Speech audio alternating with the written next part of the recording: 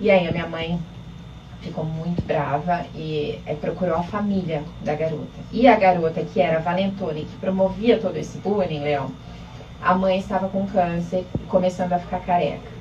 E por que eu estou contando essa história? Né? É uma história que eu nem costumo colocar nas rodas de conversa, porque essa história parece, a priori, superficialmente, que eu estou velando a atitude de quem cometeu bullying comigo. Não, eu só quero mostrar que quando a gente dá o benefício da dúvida pra gente, de tentar entender o que se passa na mente de alguém que nos causa mal, a gente não vela a atitude, nada justifica, mas a gente muda a mentalidade, a gente muda o polo, né, de julgamento para empatia, né? Então a gente começa a olhar a situação com um real propósito, que é solucionar, não é fomentar mais. Então, assim, começando, eu já quero começar dedicando esse nosso papo ao seu Juliz, pai do menino, do Marcos Teixeira, que foi vítima de bullying, infelizmente uma vítima fatal. Fatal, né? E que foi vítima, mais do que o bullying, na minha opinião, Léo, foi vítima do descaso das autoridades competentes ali, que tinham como premissa proteger não só o Marcos, mas todos os alunos dentro do ambiente pedagógico, né? Então, de fato, quando a gente olha uma situação assim, a gente entende o quanto a sociedade está falhando, porque eu acho, não só como psicanalista, mas como mãe, que uma das habilidades que a gente está mais desaprendendo, e que deveria ser o contrário, a gente devia fortalecer, é a habilidade de comunicar os nossos sentimentos. Né? Muito se fala de inteligência artificial, do quanto a inteligência artificial pode nos ajudar, pode nos colocar à frente, e de verdade, eu sou super partidária da gente usar todas as tecnologias em detrimento do nosso crescimento, mas desde que a gente não transfira a criatividade para a inteligência, a gente não transfira o nosso instinto para a inteligência, porque o brilho no olho, a inteligência não tem. Exatamente. O brilho do olho está na nossa alma, e a nossa alma só é capaz de brilhar se a gente falar sobre o que dói, falar sobre o que engrandece.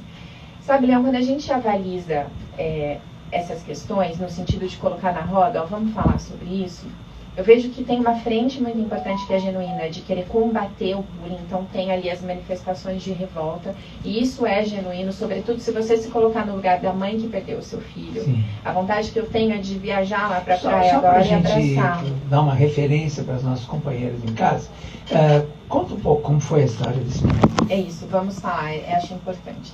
Esse menino vinha sofrendo bullying já há algum tempo, né? Tem inclusive um vídeo na internet para quem se interessar, em que o garoto é submetido a uma escola estadual da Praia Grande, litoral de São Paulo. Ele é vítima de um mata-leão, que é aquele golpe em que se difere. Braço por trás. Exato, por trás, porque normalmente quem pratica bullying é covarde e faz isso sempre pelas costas. É um perfil, né, do valentão. O valentão, ele tem um perfil de pouca empatia e pouca coragem, contrariando o que a gente às vezes imagina, ele é super corajoso. Na verdade, não. Na verdade, ele tem muito pouca coragem, por isso que os ataques acontecem sempre por trás.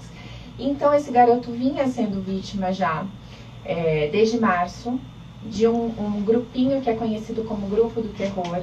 E os ataques nessa escola, Leão, aconteciam sempre no banheiro, que é comumente chamado de banheiro da morte dentro dessa escola. Ou seja, não só o Marcos, outras crianças ali já têm incidências ali nesse local, né? E provavelmente a escola, por ter câmeras, percebeu um movimento estranho, foi notificada pelo próprio pai do Marcos, né, o seu Juliz, que por diversas vezes tentou se reunir com a escola, não tendo isso atendido. Até que em abril, mês que o garoto completou 13 anos, inclusive, ele foi agredido dentro desse local, conhecido como Banheiro da Morte, e recebeu muitos chutes na parte das costas, né? Então, esses chutes culminaram numa hemorragia pulmonar, que culminou em paradas cardíacas, levando o menino a óbito. Imagina a violência disso, né? Exato, e quando a gente tenta alcançar a violência, né, quando a gente tenta se colocar no lugar dessa situação, a gente pensa, por quê? Qual é o tipo de referência que uma pessoa tem para fazer, e por que aconteceu? Como é que aconteceu? As perguntas são as perguntas de todos, né, Léo? De quem está ali vivendo a situação, de quem está muito distante dessa realidade. Mas o mais importante, acho que a pergunta que fica aqui é: do que é feita uma criança que triunfa sobre uma situação dessas. Quando ela tem a chance, obviamente, de triunfar. Então, eu sou o tipo de profissional que eu gosto sempre de mirar nas soluções. Porque para falar de problema, a gente tem muita gente já. E eu acho que a minha missão, não só como psicanalista, nem só como mãe, mas como ser humano, é chamar à existência aquilo que há de melhor nas pessoas, né? E eu acredito na humanidade, né? Eu acredito que a gente tenha muita gente legal. Sim, a gente tem os desafios, as pessoas difíceis, as traumatizadas e etc. Mas a gente tem esse lado bonito. E esses meninos, provavelmente, que acho que foi um grupo de garotos, né, que fez isso com ele, deve ter um líder e tal, talvez, né? Mas é um grupo. Esses meninos provavelmente vão para uma casa como é que chama? De correção, né? Sim. Que seria de correção, chamados casos de correção, mas que a gente sabe que não corrigem nada. Pelo contrário. E vão ficar muito piores e tal, né? E isso aconteceria, né? Esse quadro, ele se daria caso tudo fosse bem equalizadinho ali, né, Leão? Se tudo fosse realmente muito bem explicado. E a gente corre, inclusive, o risco da impunidade nesse caso. Também tem esse caso. E eu acho isso muito triste. Porque eu acho que as famílias precisam estar envolvidas no que causa, não no resultado final, né? A gente olha muito para o resultado final porque parece que o ser humano funciona mais na pressão. Então, aconteceu um caso, o garoto faleceu, a família está desesperada, a escola se assustou, resolveu se posicionar nesse momento, e aí as famílias dos agressores estão ali, e agora? Mas a gente ainda corre isso da impunidade. Então eu acho que o convite que fica numa situação dessas e em tantas outras, na sua vida, na minha vida e na vida de... Acho que todo mundo tem, né, uma história triste pra gente contar, de falta de empatia da parte de outra pessoa. O convite que fica é, por quê? Qual que é a causa? Porque o efeito a gente sabe, o efeito pode ser a morte de alguém que você ama, de alguém que você entrega na escola, achando que você está construindo o futuro daquela pessoa, sem nunca passar pela sua mente que o futuro vai ser o caixão. É muito triste uma situação dessa. E aí, Leão, quando a gente pega o perfil do agressor e o perfil da vítima, o agressor é alguém sem nenhuma ou com pouquíssima empatia e que lida muito mal com a diversidade. Aí fica uma pergunta, qual que é a medida da nossa diversidade? Como é que a gente se comporta nas relações com pessoas que são plenamente diferentes da gente? Porque esse é um indicativo da sua saúde mental. Exatamente. Como é que você lida com alguém que tem valores diferentes dos seus? Né? Essa é uma pergunta legal pra gente se fazer todo dia.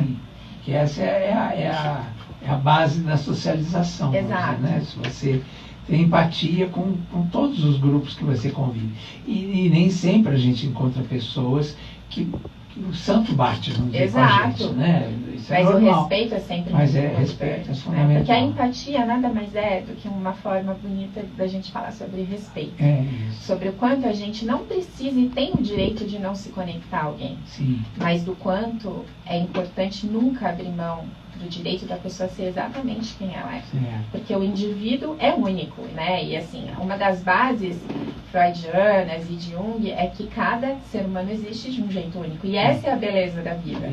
Todo mundo com quem a gente cruza, Leão, tem algo para nos ensinar. Sempre. Sempre. Né? Você sabe de alguma coisa que eu não sei. E é isso que eu quero de você.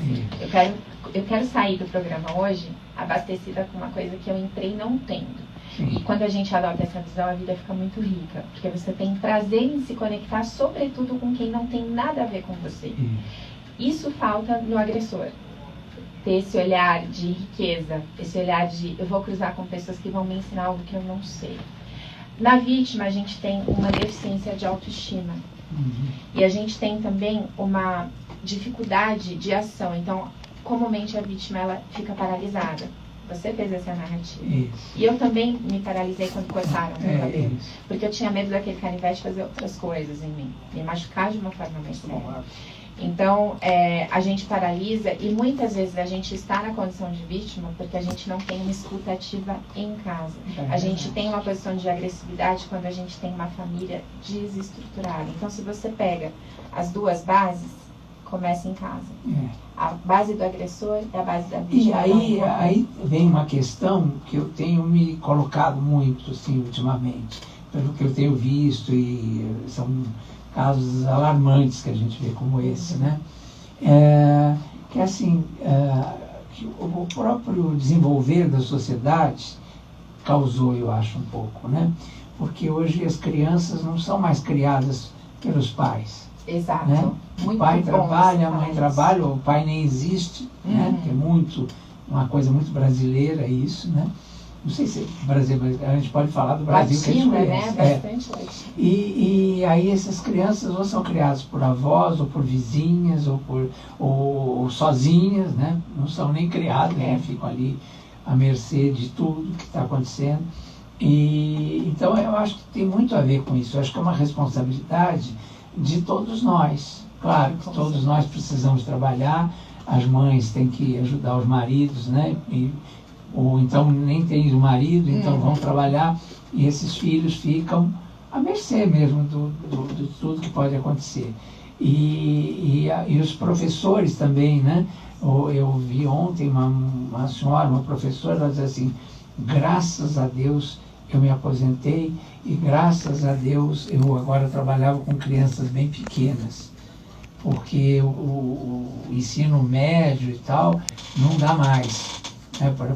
Quer dizer, é uma coisa tão triste de você ouvir, né? Quer dizer, os professores estão abdicando, quer dizer, estão fugindo de serem professores por medo dos alunos, quer dizer, então parece que são monstros, né, que estão vindo ali em direção a eles e tal. É uma coisa tão triste, porque quer dizer, são as pessoas que teriam que educar as crianças, né, junto com os pais. Concordo plenamente. Então parece que estão ausentes em casa e também nas escolas, né? As pessoas que se responsabilizem pelas crianças, né? E continuam colocando crianças no mundo. Né? Exato. E essa roda não para de girar. E uma coisa sensacional que você trouxe, Leão. A gente ouve muito discurso assim, a escola não tem responsabilidade parental, de fato não tem. E a escola não tem responsabilidade na educação da criança. Eu colocaria aí uma vírgula. Por quê?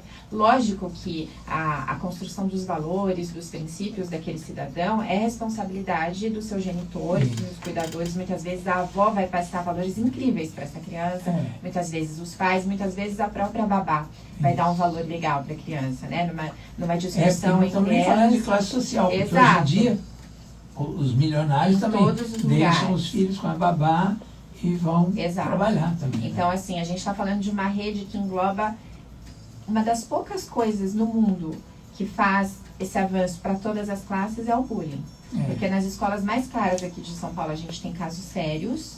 Inclusive eu tenho uma paciente que sofre com essa questão. E a gente tem também nas escolas mais carentes, né, de população mais carente. Então é um assunto que diz respeito a todas as classes. E isso é legal, porque isso prova que o fundamento do bullying não tem a ver propriamente com etnia, com perfil físico, com classe socioeconômica, tem a ver com o que acontece dentro do agressor e não fora. Então fica essa mudança de paradigma que a gente precisa ter, de parar de culpar o externo. Ah, mas é porque o fulano queria ter um Nike e o Beltrano ganhou um Nike e ele tá... Não, o Nike ou qualquer outra coisa, eles não são... Eles são resultado, a causa está aqui dentro. Então vamos olhar para a causa. Então, baseada no que você trouxe, que eu achei muito rico, os professores criam um valor muito importante na criança, que é o valor do pertencimento. Eles não são responsáveis pelo caráter dessa pessoa. Eles também não são responsáveis pelas escolhas que essa pessoa faz.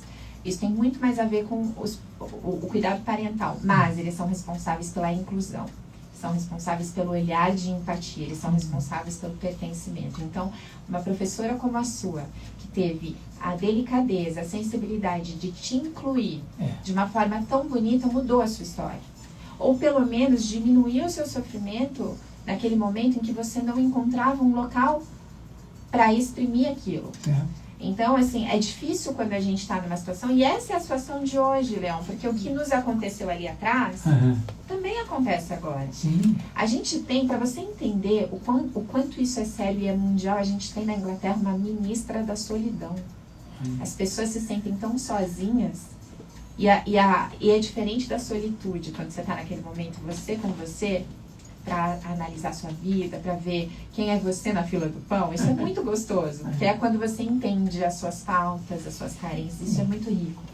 Agora, a solidão ela é tão nociva que o equivalente, para você entender fisicamente o que a solidão provoca na gente, é como se nós fumássemos 30 cigarros por dia.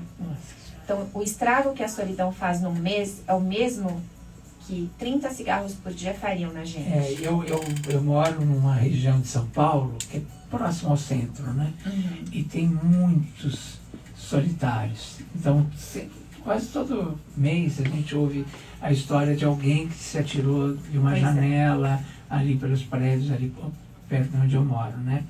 E eu fico pensando, né? Quer dizer, eu sem querer, né? Aí mais uma vez vou entrar um pouco com a minha história, mas eu criei uma família para mim, né? Uma filha que é filha de coração e tal. E que hoje eu vejo, falo assim, na verdade, eu me presenteei. Com certeza. Porque com certeza. Hoje, né, eu seria uma pessoa completamente solitária hoje, né?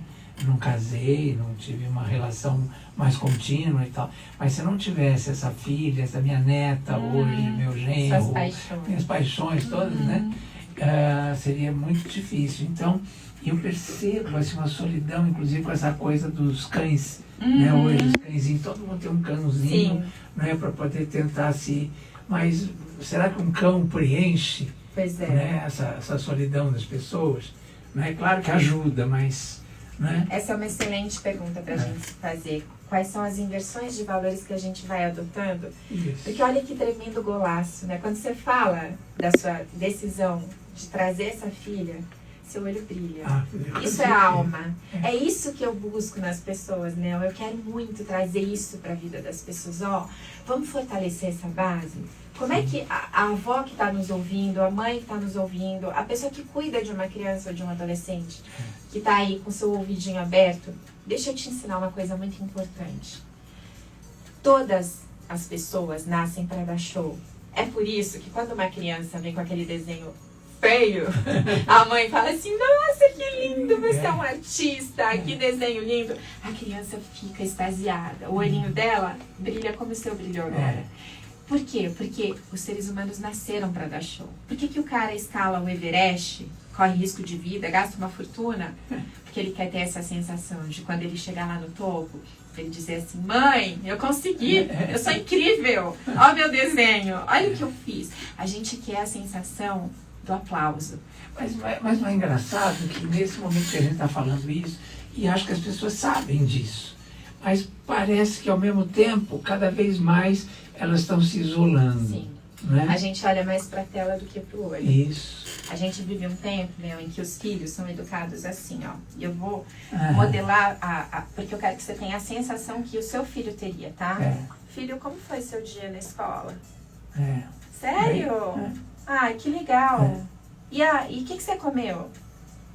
Então, essa falta de interação, de olhar, de você ter naquele momento de interação, podem ser 5 minutos, né? Não é sobre quantidade. A gente sabe que hoje as pessoas têm uma rotina muito exigente. Então a mulher tem que dar conta da casa, do trabalho, do filho, do marido. Às vezes o marido é mais filho do que o próprio filho. Então ela tem que educar aquela pessoa a viver de acordo com as diretrizes que ela quer. Então também acho que a gente tem que ter esse olhar carinhoso e amoroso para a mulher e para todas as pessoas. Mas eu acho que você separar de 24 horas do seu dia, considerando que você durma 8, a gente subtrai isso, separa 15 minutos do seu dia para naquele momento de interação você ter absolutamente a pessoa no seu pensamento. Então, não tem tela, não tem TV, não tem ruído. Eu quero olhar você. E aí, a maioria das crianças e dos adolescentes são sinestésicos. O que isso significa? Eles querem o toque. Então, assim, olho no olho, a diferença da mesma situação. Filho, e aí? Como foi seu dia? Sério? A criança começa a ver a sua modelagem facial. Neurologicamente, isso é muito poderoso, porque o que a criança está buscando na escola? Pertencimento. O que o adolescente está buscando? Ele quer ser aceito, ele quer fazer parte da tribo, ele quer ser tribal. Então, quando a gente mostra aqui, através dos nossos nervos faciais, que a gente está avalizando, eu te amo. Você é tão importante. É fundamental. Eu quis tanto você. Posso te contar uma coisa? Sim. E aí eu aqui contextualizando.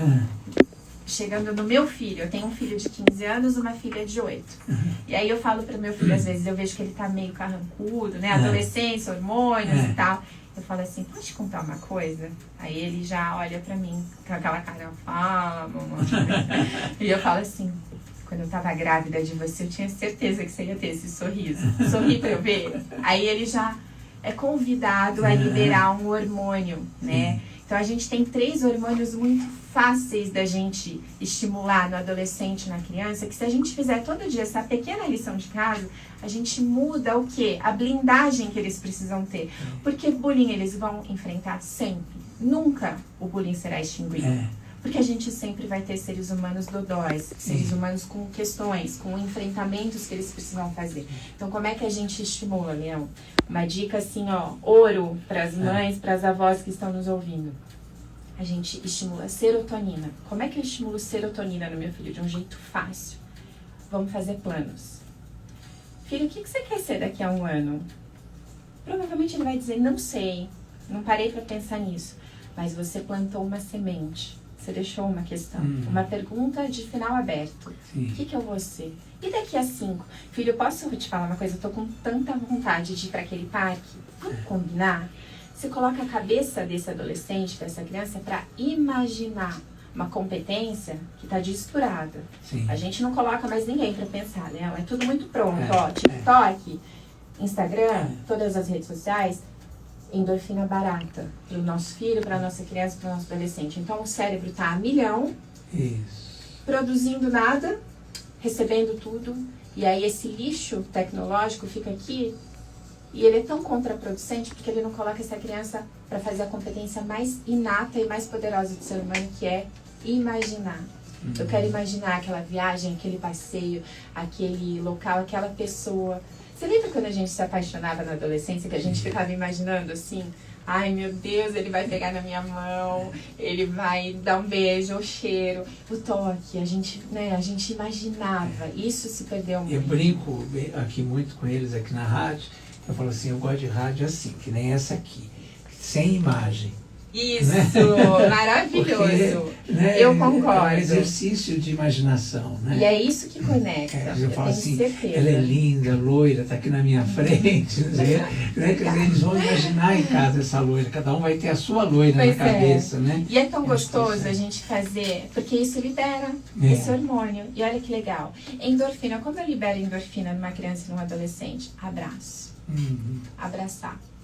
Abraçar é sempre muito bom, por quê? Porque o abraço libera esse hormônio que já faz uma tremenda diferença, aquela pessoa tá mal-humorada, tá pesada. Quantas vezes você se curou num abraço de alguém especial? Agora você me fez lembrar uma coisa bonitinha que minha neta esses dias escreveu na escola. Perguntaram um monte de coisa, qual o melhor, não sei o que, o melhor tal.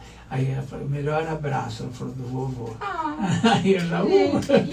Isso é a coisa mais rica que uma vida pode ter. Olha, isso é resultado, com certeza, de uma produção sua. Sim. Porque quando a gente vive isso, vive de verdade, não é para o laço de fita, para foto bonita, não é a roupa linda que você põe no seu filho para tirar a foto no aniversário, não é sobre isso, gente. Parem de glamourizar o amor como se ele dependesse do seu status financeiro, do seu status quo. Quem é você? Você só pode amar se você for importante. É o caminho inverso. Você vai ser importante porque você ama. Você vai ser alguém na vida. Esse dinheiro que você está buscando para levar a sua família para outro nível vai ser consequência da felicidade que você vai criar na base. Leon Harvard fez uma pesquisa que é uma pesquisa clássica. Por 10 anos, eles analisaram famílias de diversos padrões para entender qual que era o ponto crucial da felicidade, que é a busca da humanidade. Todo mundo quer ser feliz. E eles entenderam que o ponto fundamental da felicidade é fazer a família dar certo. Não é o milhão, não é a carreira exponencial, não é a viagem para um país inexplorado ou para Disney. É ter paz no melhor do seu núcleo. É quando em casa, você sendo você, com todas as suas nuances, você é amado.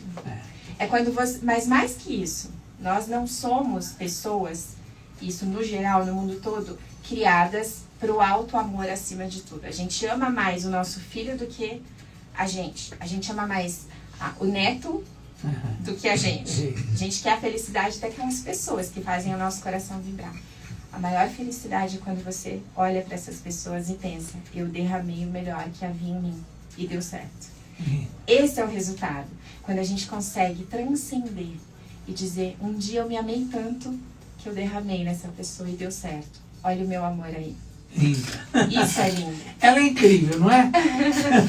Eu quero selar aqui um compromisso com você. Com certeza. Se você, pelo menos de 15 em 15 dias, todas as terças-feiras, hoje é quarta, todas as quartas-feiras, você pode estar aqui com a gente? Com certeza, que delícia e que honra. Vai ser Estou muito feliz, vai ser. Eu não vou te explorar toda semana, porque eu sei que você é muito ocupado. Você pode me explorar o quanto você quiser. Muito obrigada, Leon. Poxa, vai ser um prazer enorme. E para mim uma honra imensa, porque eu acho que o mundo precisa desse amor que a gente tem para derramar, e as pessoas precisam aprender a fazer o caminho de volta, que é onde elas vão encontrar a genuína felicidade que elas ficam buscando fora. É isso. Vamos tomar uma aguinha? Vamos tomar uma aguinha.